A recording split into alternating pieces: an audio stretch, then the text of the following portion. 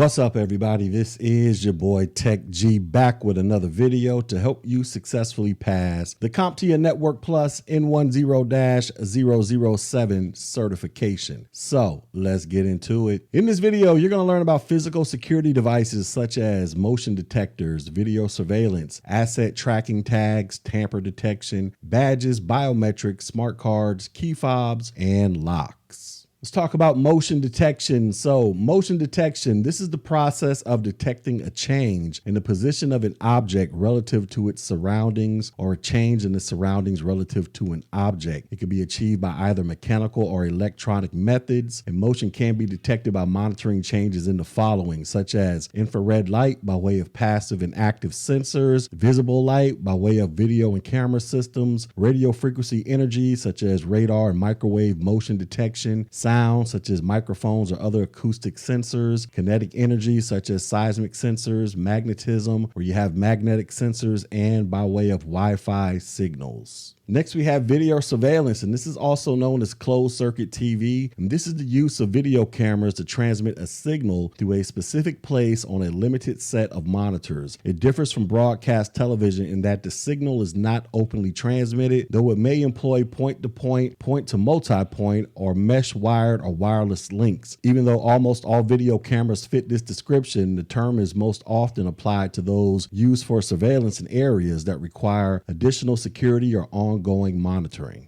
Next, we have asset tracking tags. So asset tracking, this refers to the method of tracking physical assets, either by scanning barcode labels attached to the assets or by using tags using GPS or RFID, which broadcast their location. These technologies can also be used for indoor tracking of persons wearing a tag. Passive RFID tags broadcast their location but have limited transmission range, which is typically only a few meters. Longer range smart tags, they use active RFID, where a radio transmitter is powered by a battery. It can transmit up to about 2,000 meters in optimum conditions. RFID-based asset tracking requires an infrastructure to be put in place before the whereabouts of tags may be ascertained. An asset tracking system can record the location and usage of the assets and generate various reports. Next, we have tamper detection, and this is the ability of a device to sense that an active attempt to compromise the device integrity or the data associated with the device is in progress. The detection of the threat may enable the device to initiate an appropriate defense action as well. Let's talk about badges. So an access badge, this is a credential used to gain entry to an area having automated access control entry points. Entry points may be doors, turnstiles, parking gates, or other barriers. Access badges use various technologies to identify the holder of the badge to an access control system. The most common technologies are magnetic stripes, proximity cards, barcode readers, smart cards, and various biometric devices.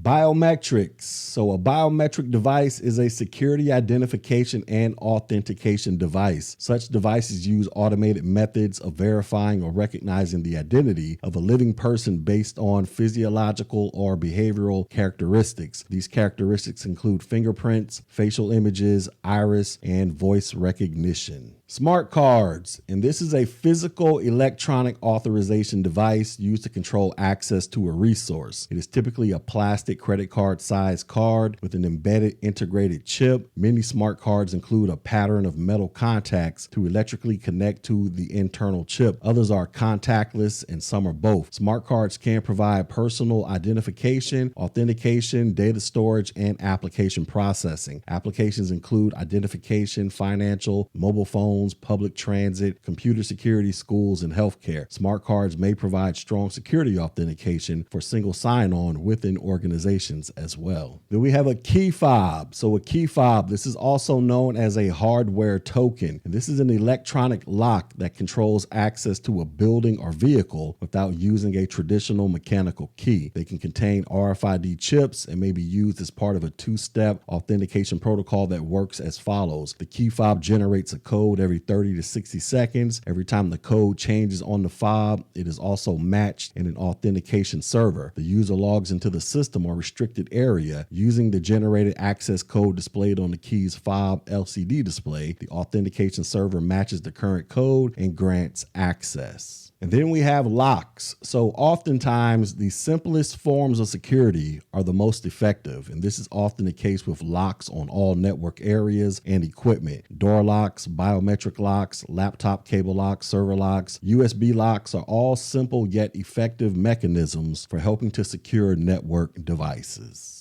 All right, so that was my little quick class on physical security devices where we talked about things such as motion detectors, video surveillance, asset tracking tags, tamper detection, badges, biometric smart cards, key fobs, and locks. Now, if you felt like you've gotten something valuable out of this information, go ahead and hit the like button, share button, drop a comment, but most importantly, subscribe to this channel. Also, go check out my website, Technology G, so that you can get read up on the latest and greatest to help you successfully pass the CompTIA Network Plus N10-007 certification. And until next video, ladies and gentlemen, peace.